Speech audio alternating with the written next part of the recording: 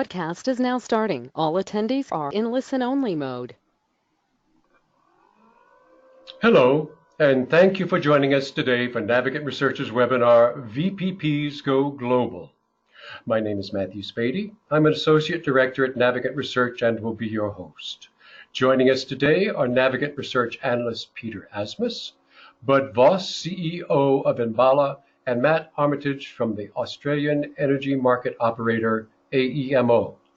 We invite you to submit your questions throughout today's presentation. When possible, we'll work them into the conversation, and we'll also have a brief Q&A for questions at the end. You can submit your questions via the question field located at the bottom of the GoToWebinar control panel on your screen. Today's webinar will be available for replay on the Navigant Research website later this week. Please visit our webinar page where you can find archives of previous webinars. First, before we get started, let me share a brief introduction about Navigant Research. As the research arm of Navigant, we provide in-depth analysis of clean, intelligent, mobile, and distributed energy. Our research reports, advisory services, and custom research provide deep examination of technology trends across 5 industry sectors: power and utilities, building tech, automotive, telecommunications, and high-tech and IT.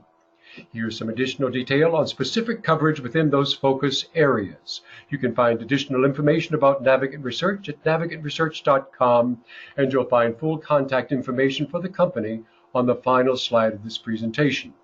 And now, let me introduce Peter Asmus, who will tell you a little bit about himself and then introduce today's panel. Thank you, Matthew. Yes, I'm Peter Asmus. I have been with Navigant looking at virtual power plants and other distributed energy resource platforms for about 10 years, but have been analyzing and writing about energy issues for now over 3 years. And so that's my background. Bud, why don't you tell us a little bit about yourself? Absolutely. Thank you so much, Peter. It's a pleasure to chat with you again here today on this webinar.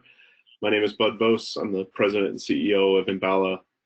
We focus on distributed energy control and orchestration, and are doing work across the globe. And we've been very, very excited about releasing some of our latest white papers on this work along with Navigant. 20 years in the distributed energy space, been working with many startups in this area, as well as some large, big companies for 2 decades now. Matt, how about yourself? Yeah, hi everyone. So my name is Matt.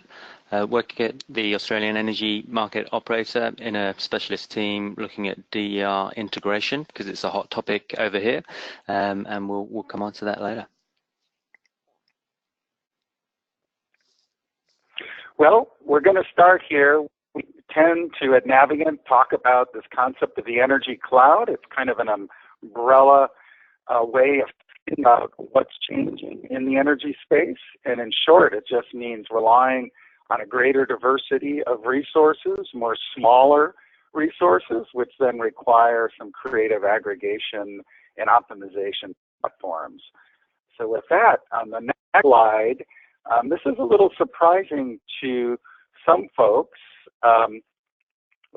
Next slide, there we go. Where actually distributed generation is already outstripping the amount of capacity coming centralized generation being large coal plants, nuclear plants. You can see this is really the issue in Europe, but you can see all global regions essentially are moving generally in that direction, where you can even see around 100%, almost all of the regions over the next few years. So that's essentially what's changing the way we run the grid and the way we have to control the grid. On the next slide, it's not just distributed generation that could be considered a distributed energy resource. We're seeing especially interest in energy storage, all of the batteries, electric vehicles, and then a lot of resources maybe folks hadn't thought about assets for the grid in the past, things like air conditioners, water heaters, chillers, and other heavy industrial equipment, which in essence are demand-side resources. So to sum up, it's just a lot more stuff out there that can provide value to the grid if it can be controlled and optimized, and that's why we need platforms such as a virtual power plant. The next slide here, let's define a virtual power plant. Unlike my other area, I do a lot of work in microgrids where there actually is a government definition, at least a U.S. federal government definition of a microgrid. There is no definition, so-called government definition for a virtual power plant, at least that I'm not aware of. But here's what we've come up with. VPPs rely upon software and a smart grid to remotely and automatically retail DER services to a distribution or wholesale market via an aggregation and optimization platform. Try to say that real fast.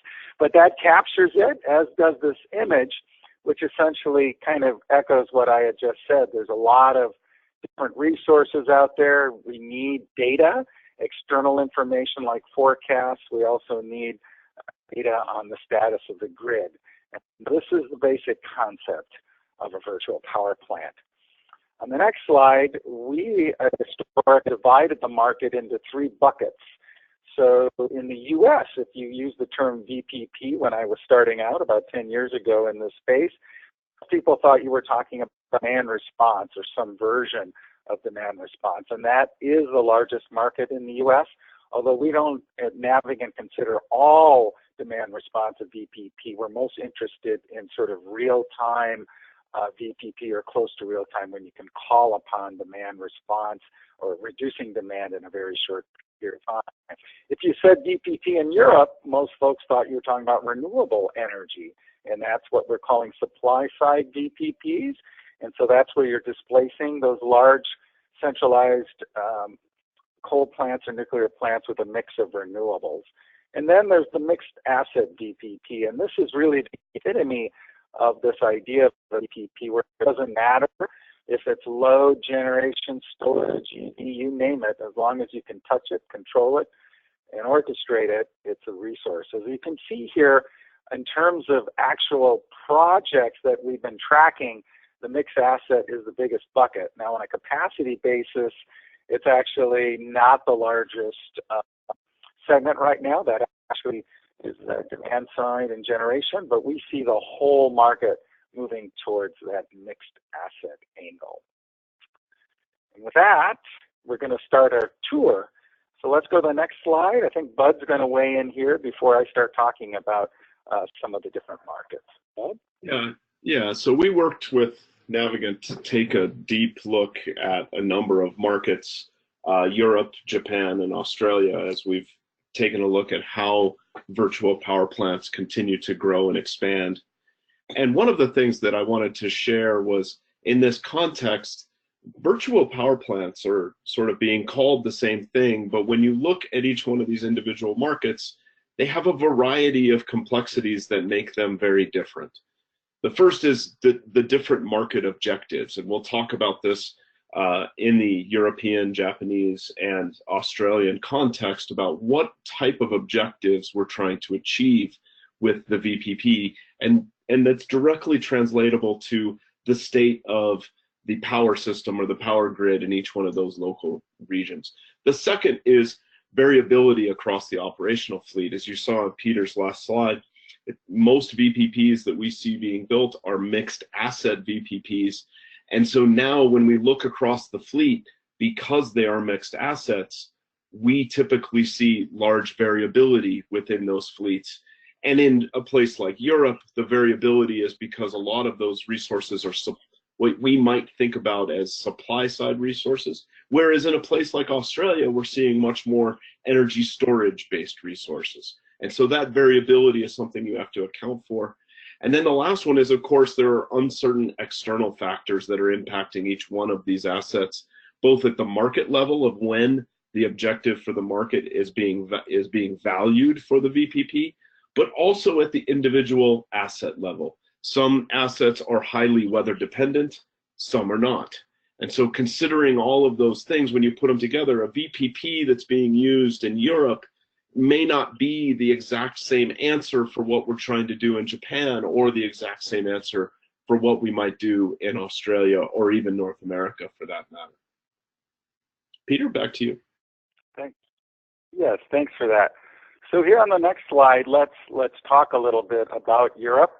RWE was really the first German utility to experiment with the VPP concept, and that was quite a long ago. I think it was like 2008 or so, and that specific VPP has expanded over time. It started out with some small hydro facilities. They've added a number of other resources, and so that's another thing about VPPs, is that they can kind of incrementally grow and adapt over time as markets expand, as technologies improve. As I mentioned earlier, the European market was really focused on renewable integration. I'd say in the EU and the UK, I guess we have to separate that, they have some of the most advanced market integration in the world. So in some ways, it is probably the market in terms of a regional market that is most advanced in terms of numbers of countries all involved. They also have some climate targets, which helps drive renewable generation. There's also an emphasis, perhaps more than other regions, although not necessarily with Australia, which we'll talk later, on this energy trading component. I would say today, Germany and the UK are the two leading markets in Europe, but as we talked about in the white paper, we're seeing interest now in Eastern Europe, some countries you might not necessarily think of as VPP markets, also places like Estonia with a lot of EVs, Poland. So it's a dynamic market, and here's just a market forecast showing both the implementation spending, which is the cost of deploying the VPP, and then the market revenues. And these are high-level numbers just showing the dramatic growth. On the next slide, one of the key things about a VPP is a market structure, and so that's where Europe, here's kind of a traditional market structure, if you will, which is deployed in Europe. I wanted to point out the wholesale market here, the OTC is over-the-counter trading, which can actually be some of the largest volume of trading. You can see you have an exchange or a spot market, and that's where most of the energy is being traded. But it's interesting that this ancillary service market, very small portion of the market, but in some ways that's the most valuable. That's what's often keeping the grid in balance, and that's where a lot of VPP players are actually focusing on. And so that's what we have to keep in mind. Even if the volume of ancillary services is far smaller than the whole wholesale market, the prices for those services are often much higher, and that's where there's a lot of focus in terms of VPP markets. Now, on the next slide, I mentioned that Europe, is advanced, but it's also a little lagging behind in some areas in terms of the U.S. So this, I mentioned earlier, this sort of generation versus demand. And here are some ideas that actually some reforms that could help accelerate the VPP market there. And these are reforms that could apply actually globally. So one is modifying the market rules to allow smaller bid volumes. Two, allowing aggregation of the smaller generations as well as more diverse types of DER to participate as flexibility. Flexibility seems to be the buzzword in Europe. And also relaxing some current requirements. We're putting meters on each large load, so that's an idea. That's also an issue where I'm based in California, where people are saying the telemetry requirements of some grid operators maybe could be opened up or more liberalized to take advantage and to reduce the cost. And to expound upon all this a little bit more, let's have Bud come back in here on the next slide talking about how the VPP markets, at least from ENBALA'S point of view, are shaping up. Well, wonderful. Thank you so much, Peter. Yeah, so I think you hit the nail on the head when you look at what is the primary driver and objective for VPPs in the context of these Europe VPPs that we're seeing being built. Primarily, everything that we see in Europe is driven as a financially driven market opportunity. So this is as opposed to a reliability-based product or a reliability-based need, such as a local distribution effect. The financially driven elements of energy imbalance, tertiary and secondary reserves is almost unilaterally what we're seeing in the European context. We're also typically seeing very, very large SCADA-connected assets that are typically what are being used. So as you said, some small hydro, small CHP, other types of resources like this are ultimately what is being driven to drive a lot of these VPPs. And we've not yet seen fully, tiny behind the meter type assets, at least in the work that ENBALA has been doing yet in Europe. However, I believe that those will come. And as a result of that, you see a lot of characteristic differences between these assets. Ramp rates are different, operating costs are different, the constraints are very different because these are using a different mixture of fuel types, different mixture of energy or round trip efficiency characteristics. And so you have a very, very complex mixed asset VPP. And then lastly, these external factors that I talked about before. Most market forecasting is very weather dependent. So by being able to look at what's going on with different weather patterns and the forecast of renewables, you typically begin to then see what the need of the VPP is going to be over time. I think I have one more slide after this that shows a little bit more detail here, looking at you have a need in these markets of VPPs in Europe to do very, very straightforward, what we call tertiary reserve and orchestrating assets in a demand response like capability. But then the market might switch and immediately you have an opportunity to do secondary reserve, which is very much like frequency regulation here in North America and other types of frequency markets worldwide. And so when you think of how the VPP now needs to be able to respond, you have to be able to play in both types of markets, and you almost have to play in them simultaneously, bidding and reserving into various auctions, and then taking action when your auctions clear.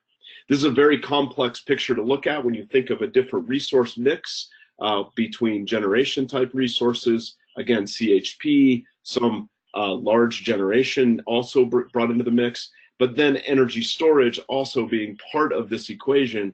You can see how being able to flex the VPP in multiple types of market opportunities becomes a really, really interesting opportunity as well as a need of a VPP platform. Back over to you, Peter. Well, thanks for that, Bud. Yeah, now let's dive into Japan. Japan is really, this was actually one of the more interesting white papers. Well, they were all interesting, let me put it that way. But what's interesting about Japan is it's a very unique market. In fact, I believe it's the country in the world where the grid operates on two different frequencies. You can see it in the coloration here. You have the eastern part, which was designed by Germans, as I say here, but and features a 50 hertz frequency, whereas the western part was designed by the U.S. and features a 60 hertz frequency. And so there's a inability to transfer power across the whole country. There is some limited capacity in between those two grids, if you will. And then on top of that, each island is only interconnected to the neighboring island and then is not interconnected across the entire country. So this topology is a very unique circumstance, but it also means that VPPs are required because you have sort of these localized balancing authorities.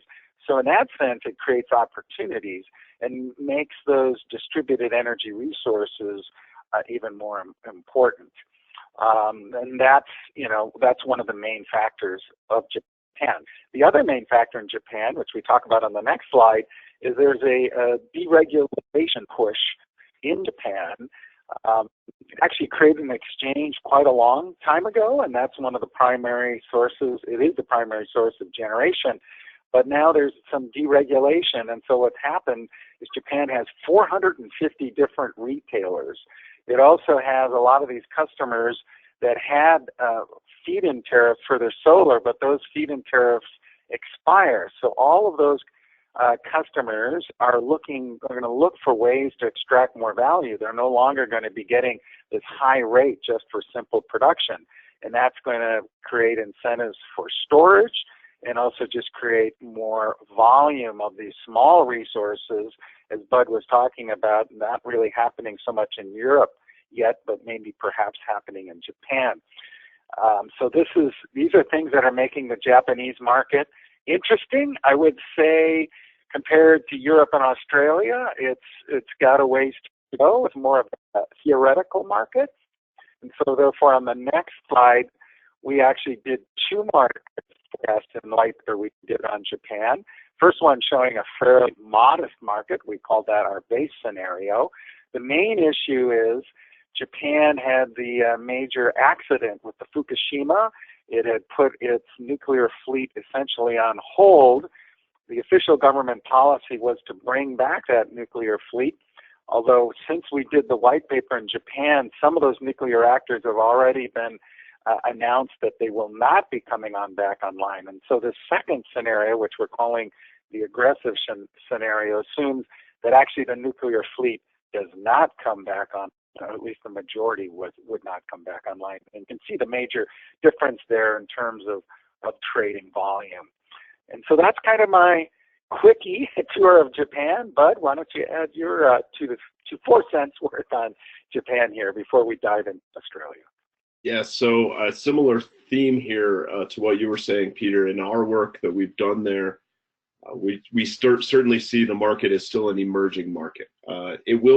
It's likely very, very much constructed exactly like many of the European markets, even some of the same protocols and time gate cycles for bidding into markets and reserving capacity or energy in various markets is almost exactly the same as Europe.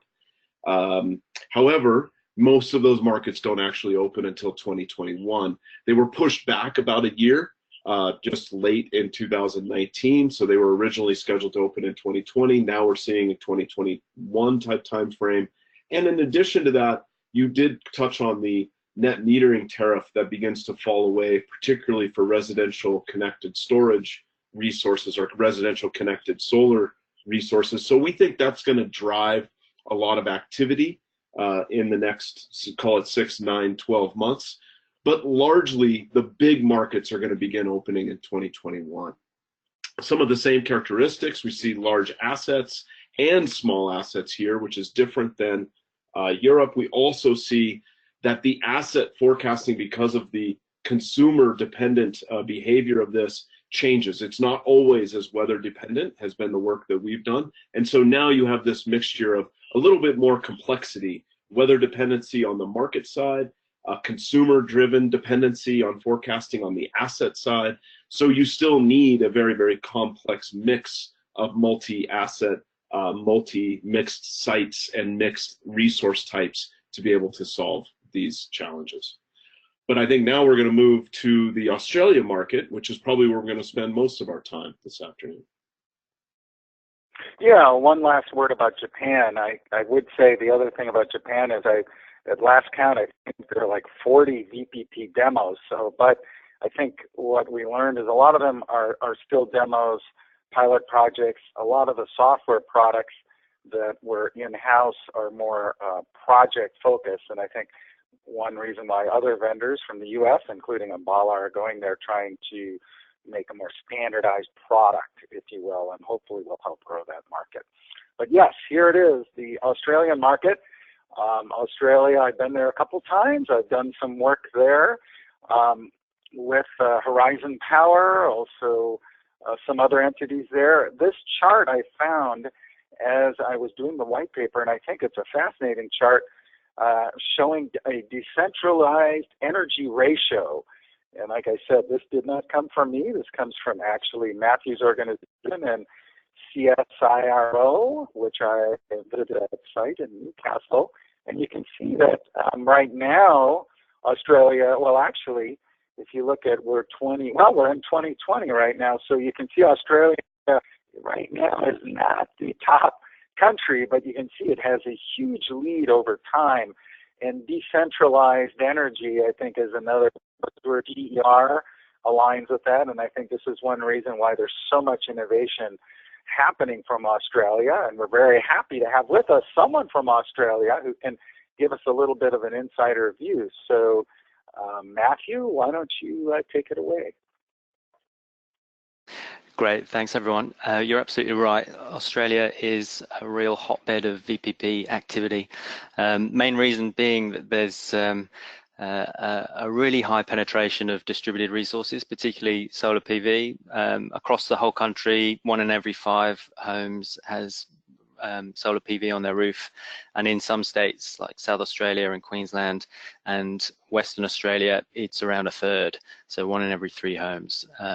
In addition to that, there's been a number of state government subsidy programs that are either launched or about to be launched, targeting battery storage in people's homes.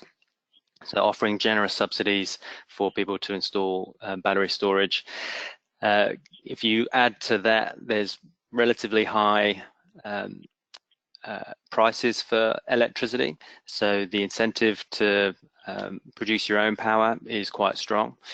And you put all that together, and it's a really exciting place to be launching a VPP. The market structure as well is quite attractive as a VPP. We have an energy-only market here. There's no day-ahead market or capacity market. Everything basically is dispatched in 5-minute intervals, and you can change your bid or offer right up until a few seconds before dispatch. And so it's a very flexible market for flexible resources such as VPPs. There's also quite high prices at the moment for our frequency control markets. We call them FCAS, frequency control ancillary services. That's because our system is moving towards a more variable system. So we're moving from a system that was built based on coal originally, centralized generation. There's a lot of wind and solar at large scale coming into the grid, making the system more variable. And as the aging coal-fired generation gets older and a bit less reliable, there tends to be a number of contingency events where you get trips of power stations, and that causes frequency to fall outside of the normal operating band around 50 hertz. And so that's when we need those frequency control services to come in. And so there's actually some quite high prices in FCAS at the moment, which VPPs are looking to take advantage of right now down here. So if we move on to the next slide. So because DER integration is such a hot topic, and the forecasts for installations of PV and other types of DER continue to rise, it's a really important factor for us to consider and appropriately plan for. So AEMO, as the market operator, has set up a specialist team to look at DER integration. It's called our DER program. It's quite broad. It covers the technical integration in terms of standards for devices or for data exchange or for cybersecurity. It covers as well as how does DER respond to disturbances on the system? How does it impact under frequency load shedding schemes and things like that? So that's the technical integration. It also covers the market integration. So how should the market structures evolve and change to be better suited to a more decentralized system? How should customers' data be handled, and how should they have access to that data? And then the stream that I work in mostly is the pilot stream, which is a lot of this stuff hasn't been done before. Globally, we're learning there's a lot of complexities associated with DER integration, and so we think it's better to learn from evidence and to make changes to markets and standards and based on evidence rather than theory. So we're launching a number of trial programs to learn as much as we can to make the transition as smooth as possible.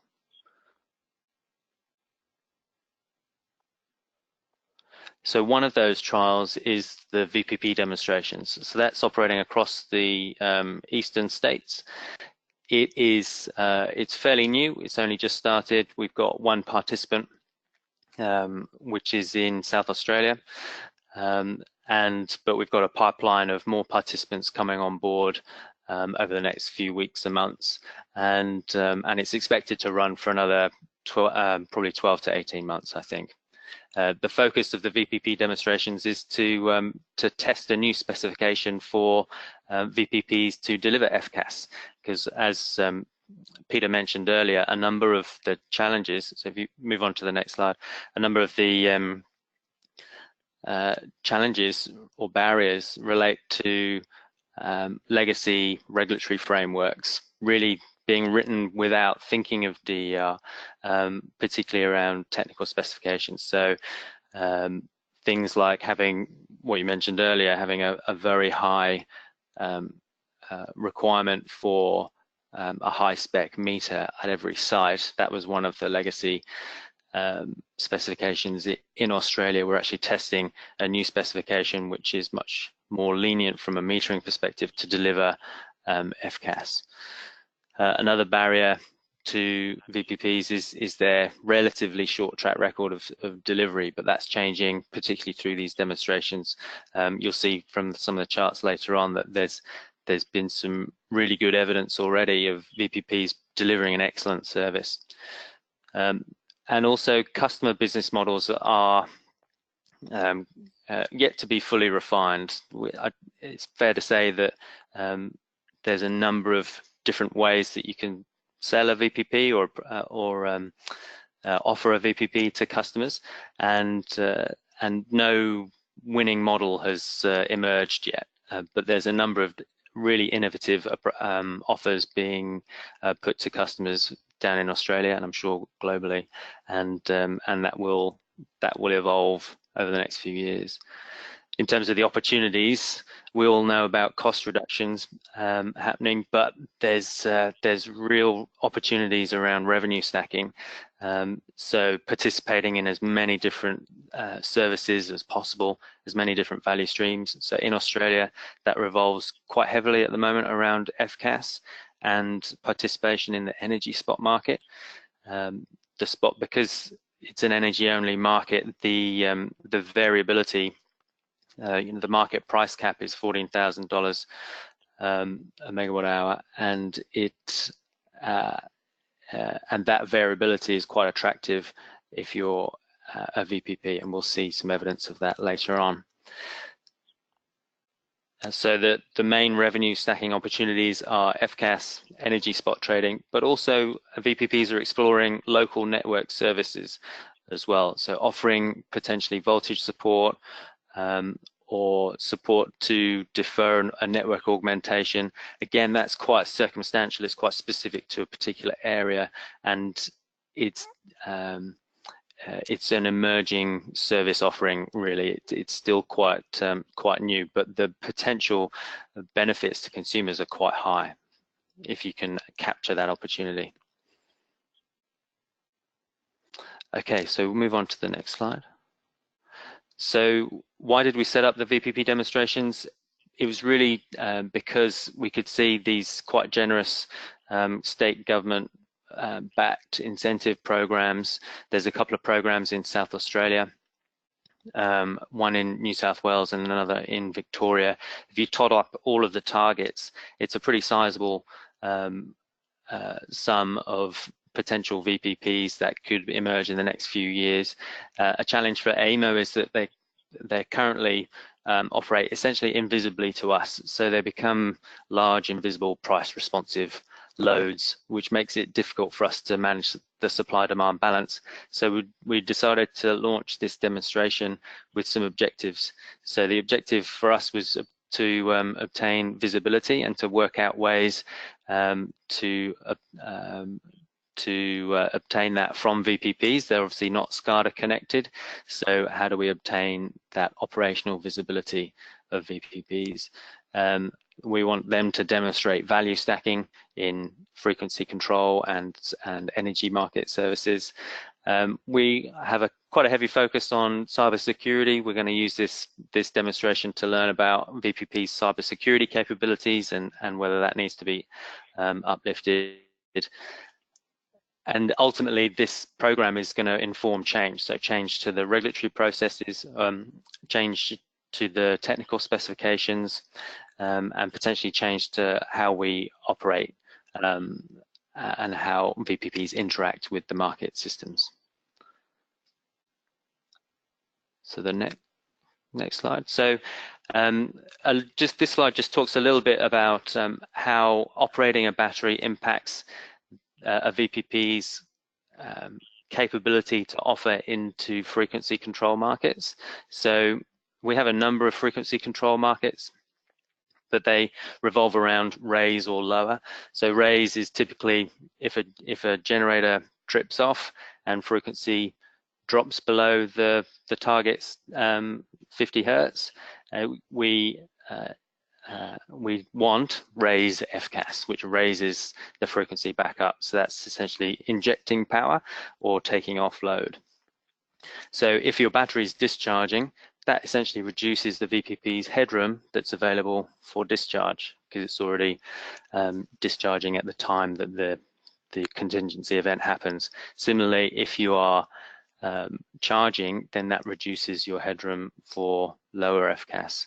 And the next few charts, there's some charts showing actual performance of the first participant in our demonstrations project, which is the South Australian VPP, which is run by a local retailer called Energy Locals, and they've partnered with Tesla.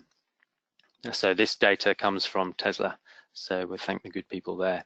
But the so this chart shows it basically proves out what I was talking about on the previous slide, which is showing that the average enablement over the course of a day, and what you'll see from the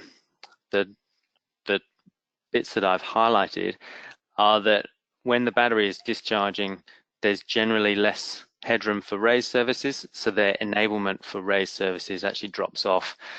Typically in the evening when people come home from work and the PV, the sun's gone down, so the PV isn't delivering power for them, so they dip into their battery to run their house, and that actually reduces the headroom that the VPP's got to deliver raise services or to be available for raise services.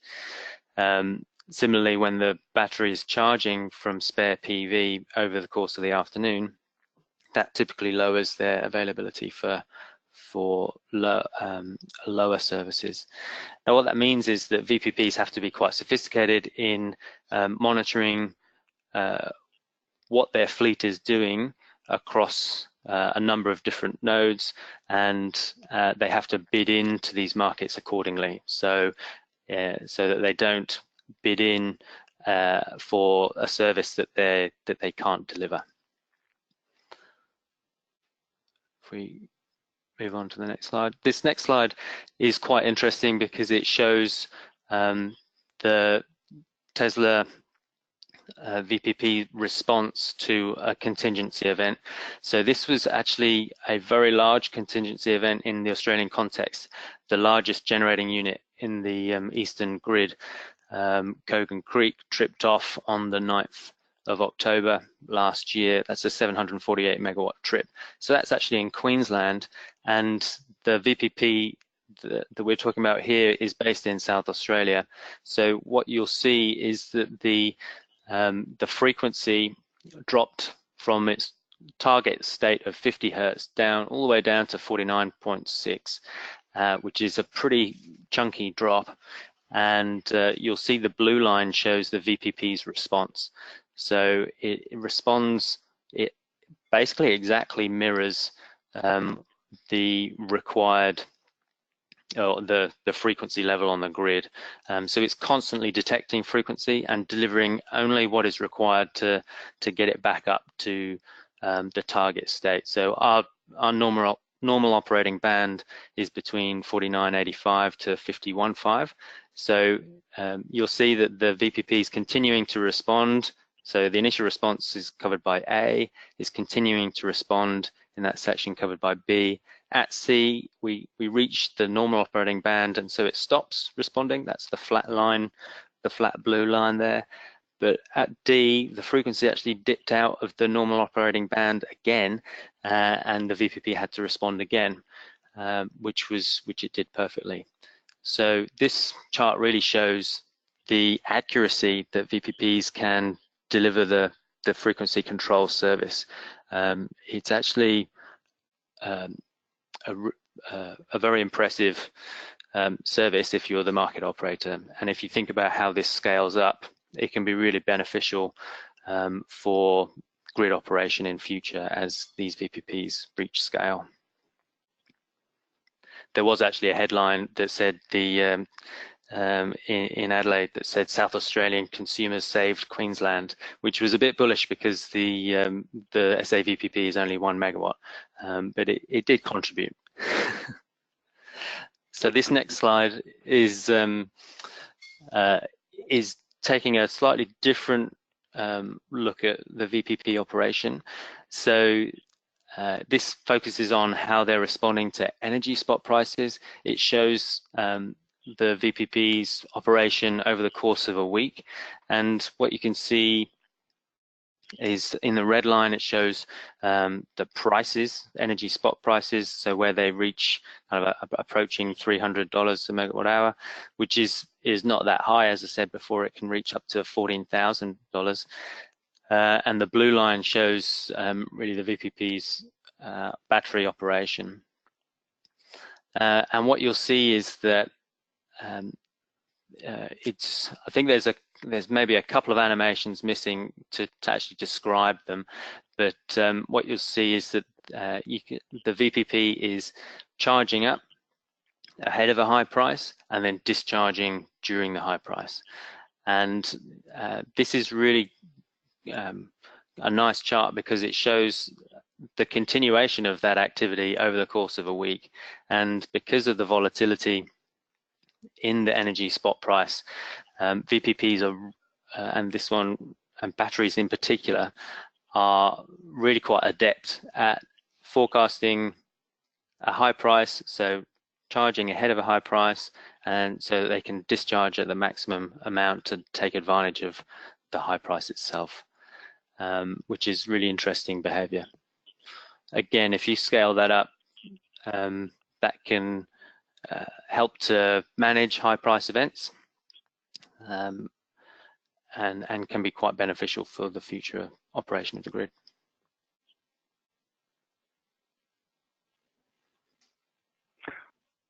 So thank you, Matthew. That was great going into a little of detail. So here is this is from the white paper we did with ENBALA on Australia, the AGL case study.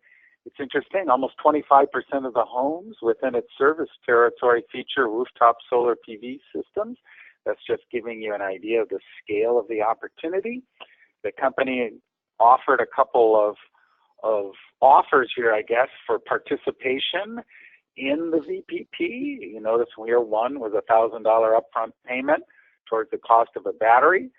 There's also been a grant available, so that's one incentive to participate and become part of the VPP. And then when joining the program, though, I guess the deal, if you will, you get the money, but then you have to provide or have your system be able to provide grid services when called upon. And then you can actually earn additional money, which shows here prosumers, you could earn an additional $280 over the first 12 months. It shows sort of the payment scheme. And so this is sort of the reality where prosumers do get economic incentives to participate, but the whole idea is that you might get the benefits at your own home of these DERs, but you're also part of the deal, so to speak, with the VPP is that you're a good neighbor, a good grid neighbor, if you will. And now we're going to let Bud kind of go into a little more detail about what else ENBALA is doing in Australia. Bud? Great, thank you so much, Peter. And so coming back to this theme of what are the drivers and fleet look like, and then external factors that we have to consider in the VPPs that we've seen in Australia. And I really want to, first of all, applaud the AEMO for supporting and driving forward not just the need for these resources, but the standards and the exploration. So they substantially something that we don't see in other parts of the world with the market operator becoming so involved. The work that we've seen with ENBALA is, primarily focused on both financial and reliability driven VPPs. So now, unlike Europe that are highly financially driven, we're seeing a lot more reliability drivers in places around Australia. We see all types of assets in the VPPs that we've been building in Australia, both large and small. We'll talk in a moment here about our residential storage-based VPP as well, but we also have some clients that we're building very, very large, both generation-based as well as non-generation-based VPPs that look similar to some of the things we've done in Europe. And here we also have, full control of assets to be able to flex them, to even models that are just notification-based, where we're giving customers advance notice of an action that they might be able to take an opportunity with in the market. That varies based on the size of the assets themselves. Here, much like Japan, because we have a mixture of both small and large, it's both weather dependent as well as consumer dependent. And I think Matt with the AEMO would say the same thing about the South Australia VPP that he just talked about. What consumers do drives the amount of storage in the battery, and the ability to then flex it. The same is true in the work that we've been doing as well.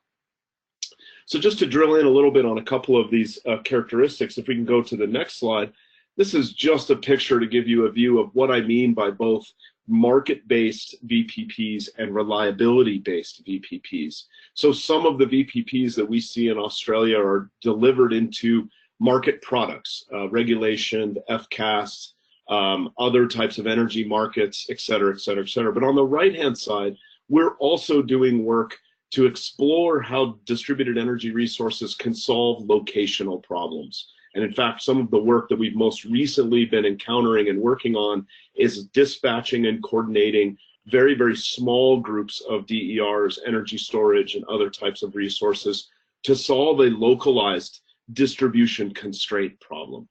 So both reliability and financial is what we see happening in Australia. And we're continuing to explore how these will work together, but a tremendous amount of financial drivers as well as reliability drivers. It would be the theme.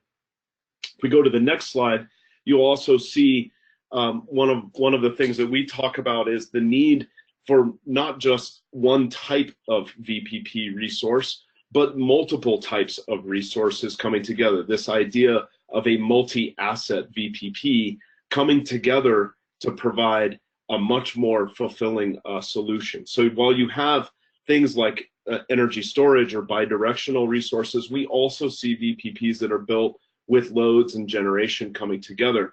What that means is you have a complete mixture of types of resources, but you also have a complete mix of vendors. And one of the focuses of our VPP work down there has been on how do you take multiple vendor products, not just Tesla, not just one vendor, but actually make it work with multiple vendors at the same time. And so you have vendor A that has maybe one type of control approach, vendor B has a different approach, they have different frequencies of telemetry, they might even have things like API limits, and some of them don't, for us to be able to coordinate them. And so in order to realize the full value of the VPP in the multi-asset context, you need to be able to handle all of this variability with the platform, and that's one of the things that we've been proving out with our work in Australia. And then if you go to the last slide, the next slide for me, you'll see this idea of just, the title of the slide is, there is consistent uncertainty in individual asset behavior, whether that is weather dependent with some graphs of what we see on solar profiles versus a sunny day versus a cloudy day and what the battery and PV is doing, to also just constraints. There are certain times at certain moments of the day where different assets are constrained. And so being able to incorporate this idea that the assets are going to be uncertain, and so as a result, you need to be able to look at both the aggregate as well as the individual asset forecasts in order to determine what you're going to do in your VPP is absolutely critical. And so to show this by example, the next slide has a couple of screens that just show the coordination of our system doing some work in Australia, dispatching. Again, it's really an energy-based dispatch, not an FCAS type dispatch, but we're really coordinating the VPP power, and you'll see that the graph at the top, which is a bunch of bar graphs, is essentially the behavior of our fleet of assets on an ongoing basis, and that is actually energy storage at the top. The bottom is the total aggregate power output of the VPP. And so as we command the VPP to deliver a megawatt of power, you can see there is a mix of resources that is being used, but as you go forward in time, that mix is constantly changing. We're commanding additional resources, we're seeing constraints being hit by those assets, we might even see some effects due to weather, so they begin to drop out, and the fleet is constantly moving around in order for us to deliver reliably at the 1 megawatt level. This is a fundamental characteristic of what I think is important about having a mixed asset, multi-vendor approach. You actually see in this graph that up to 3 different battery vendors are in this mix. They have different characteristics, they have different data that they provide to us, but from a VPP perspective, they're all reliably working together to bring that 1 megawatt into the market on a consistent basis. So I would just conclude with understanding how these factors work across multiple geographic regions, whether the financial drivers are market driven or reliability driven, whether the fleet is a big mix or a very constrained fleet, and whether the external factors fundamentally change the behavior is one of those things that is critical to understand when you think about building a VPP and you think about coordinating what you're going to be doing in your market, in your particular need. And then, of course, you need the platform and the technology to come second that satisfies all those requirements.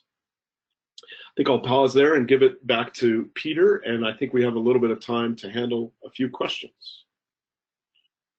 Yes. Well, there have been a lot of good questions, but here's one we'll start with. How large are the geographic footprints for VPPs in Australia or in the EU? How localized do VPP resources have to be? I guess I'll start with an answer, not so much about Australia, but there was a pilot project in Germany, an early VPP project that actually had resources scattered throughout the entire country. It was more theoretical, but what I've heard, and I'll be interested to see what Bud and Matthew say, that ideally you want to have more localized, a little more localized at the feeder level perhaps, or something, because in the real world, if you had a VPP over the entire country of Germany, for example, you could have transmission constraints, you could have other issues. But Matthew, Bud, how large are the geographic footprints for VPPs in Australia? Let's limit it to that. Yeah, I'll chip in here. So in Australia, we have regional pricing for each state. So we actually have to specify that VPPs are segregated by state. So essentially you'd have a VPP in South Australia, you'd have a separate VPP in New South Wales, a separate one in Victoria, because they're all responding to the pricing in each of those states. If you have nodal pricing, like in some other jurisdictions, I'm not sure if that would impact whether you'd have to have a VPP responding to each kind of nodal price, essentially being a separate portfolio. Bud, maybe you know about that? Yeah, so I would give the answer that we look at how do you create a large fleet and then segment that fleet in multiple ways for various either economic or reliability based needs. So maybe that's local, as I showed. We're doing very, very small coordinations of VPPs on an individual substation level. We're also doing it at the pricing node level. And we do have some customers that want to do it at a more system-wide level. It's more of a North American context out of vestiges of the demand response era, but the technology needs to kind of solve all of those challenges, and then it's really a question of how do you segment the system is how we look at it. Sure. Now here's another question very similar, and I'm going to ask it though. Would a VPP respond to prices in my own MISO, the Midwest System Operator node, or in a node to represent the local distribution company or a larger geographic area? I think we kind of answered this. I guess I would say it varies. There are VPPs more at the utility scale. There are VPPs more at transmission operator scale. Anyone want to give a quick sort of nod on that one? Maybe Bud, that would be for you. I would simply say, all is possible depending on where the most value lies. So it really comes down to if the utility is offering the value equation, then you'll be coordinated with the utility program. But if you're a large a C&I customer, let's say, and you're not tied to that, and you want to actually go direct, and that has more value, then that's a better way to go. So it kind of comes down to the value equation. Again, the technology should work no matter what. It's a financially driven conversation, typically, of where the value lies. And it is possible to do more than one at the same time. So stack more than one of those streams, targeting different areas at the same time. And I think that's a wonderful point. Yeah, value stacking and how you relate to these nodes is really important as well. Yeah, and it just shows the flexibility of VPPs, being able to basically do two things at once, or perhaps even three. So now we had some questions about a lot of buzzword out there, and I guess I'll throw this one out there. I'll cobble together two questions. People are asking, what's the relationship between VPP, transactive energy, blockchain? Anyone want to take that? Now, I will say, I know in Australia there is a lot going on with some of these concepts, but does anyone want to sort of take that? I mean, these are sort of buzzwords. I guess you could say they're related, but they're not exactly the same. I guess that's what my answer is. Matthew, you want to tackle that one? I guess I'll take a stab at this, looking at it this way. I think that VPPs are a concept around how you can financially justify the build out of these large sets of assets, distributed energy assets, particularly, again, to create value in the marketplace or be used for reliability-based purposes. So the VPP is a concept. Transactive energy, blockchain, peer-to-peer networking, all these things, these are kind of implementations. So you'll see different implementations in order to serve the need of a VPP. Personally, we believe that there's some limitations in various elements of those types of technical implementations, but I generally segment VPP as a market construct and a market driver from things like blockchain and transactive energy, which are more like implementation details. I don't know, Matthew, if the AEMO has a view on that. No, you summed it up perfectly. Yeah, I totally agree. Good. We actually have a specific question for you, Matt. How to enroll in the VPP pilot workstream? I'm glad you brought that up. Yeah, I was just about to chip in. So if anybody's interested in learning more about our VPP demonstrations project or our DER program, there's heaps of information on our website. So you can just Google search AEMO VPP or AEMO DER program, and that'll come up. So there's heaps of info there. And if you want to ask questions directly of me, feel free to reach out on LinkedIn, or I'm happy for my email address to be sent out. Yes. Well, I think we've run out of questions. I'll just respond to one that someone just asked about Puerto Rico. Yes, VPPs are feasible, but the less reliable grids are going to make VPPs difficult. You need to have a grid in place, so I would say it's not the ideal scenario. So Matthew, take it away. Thanks very much, Peter, and thanks to all of the panelists. Navigant Research and ENBALA have collaborated on 4 white papers that complement today's webinar.